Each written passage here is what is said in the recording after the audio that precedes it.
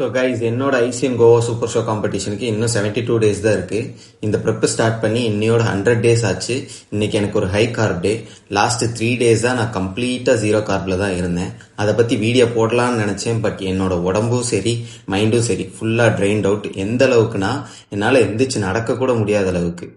அம்மா சாப்பிட்டு 6 நாள் ஆச்சு அப்படின்ற டைலாகை விட என்னோட நிலைமை ரொம்ப மோசமா இருந்துச்சு for the past 100 days. Because I walked around 25k steps every single day without skipping any day. And also prolonged low carbலயே இருந்துட்டேன். சாப்பாடோட அருமை சாப்பிட்டுட்டே இருக்கவங்களுக்கு தெரியாது. அது கண்ணு முன்னாலே இருந்தும் சாப்பிடக்கூடாத சுச்சுவேஷன்ல இருக்காங்களா அவங்களுக்கு தான் தெரியுன்ற ஒரு லெசனை இந்த ப்ரெப் எனக்கு கற்றுக் கொடுத்துச்சு.